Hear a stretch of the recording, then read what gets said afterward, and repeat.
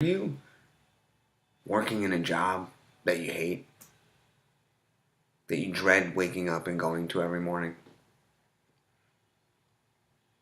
Do you want more out of life? More out of a job, more out of a career, more out of your relationships? Or maybe you did what we told or were taught to do, which was go to school, go to college, get a degree, and then get that job. Then you'll get that house with the white picket fence and everything will be all sunshine and rainbows. Did you do all that and you're still not happy? Or maybe you often compare your success with the success of others. Did you answer yes to any of those questions? Well, if you did, I got good news for you. You're not alone. It said that 85% of our population goes to jobs that don't satisfy them, that they hate going to. Ralph Waldo Emerson said that it is when we arrive at the questions that the answer is near. I just want that to resonate for a second with you. Because I was just like you. I knew the answers to those questions. I also knew the reasons for them. But it didn't change the fact that I was deeply depressed, on the verge of giving up, couldn't see the forest through the trees. There was no light at the end of the tunnel for me. I simply couldn't take the pain anymore, or didn't want to deal with it. Now I'm glad that I didn't. That was about 18 months ago. And now I'm sitting here before you, doing exactly what it is that I want to do, which is help people out. Now I made a very good living. In fact, I probably was making more than 73% of the population, according to statistics. But it brought me little happiness, little joy, little satisfaction. And the problem just wasn't the job, it was the failures that I had throughout life. It was the past that I couldn't get over. Buddha said, "Do not dwell on the past, nor dream of the future, but rather concentrate the mind on the present moment." But for some of us, it seems almost impossible to do. If you were anything like me and had the failures that I have had, the letdowns, the disappointments, it's tough to let it go. Confucius said that life is really simple, but we insist on making it more complicated. See, I knew that there was more than what I was doing. For 12 years, I knew that there was more in me. I knew that I had greatness in me. I knew that I was capable of doing more than what I was doing. But why wasn't I? Unfortunately, it was because of the mindset that I had. The self-limiting beliefs and the paradigms that were inherited. You see, we're creatures of habit. We're products of our environment. Now, it's not to take anything away from our parents. They wanted the best for us. I'm sure your parents did the same. But if you're like me, you came from a middle-class family. And we weren't always middle class. In fact, when we were born, my sister and I were born, and we were younger, we were born into poverty. My parents had 2 kids by the time they were 19 years old. They refused to lose. They taught me that tough times don't last, but tough people do. And they achieved more for us. But as I look at them today, I still think that there are things that they wanted to do in life. Things that they want to do in life, yet aren't doing. So what's my point? My point is that change is possible. See, change is actually inevitable in life. It's one of the few guarantees. Things will change. That's as true as it is as the world turns. But the vast majority of us resist change at all costs.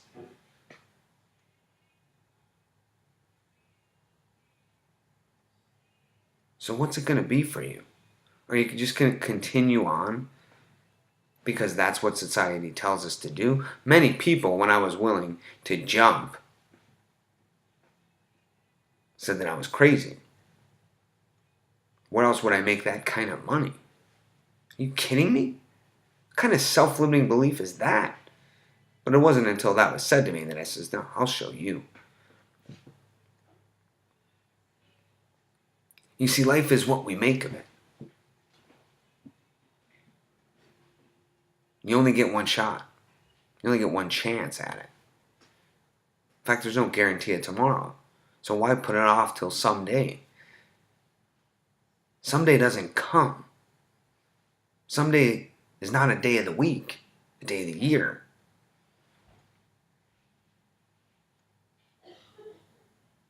But if you're like me, or most people, you're waiting for the right time. I was waiting for the perfect time. There's a news flash for you. That's not going to come either.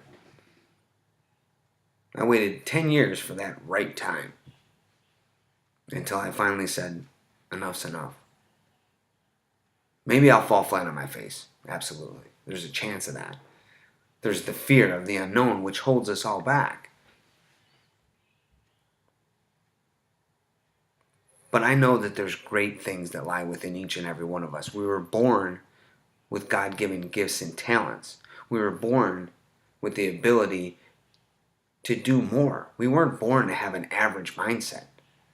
We weren't born to be average human beings. We didn't get to this point in time by people being average. It wasn't an average mindset that put us on the moon. It wasn't an average mindset that helped people fly, that helped the Wright brothers make flight possible.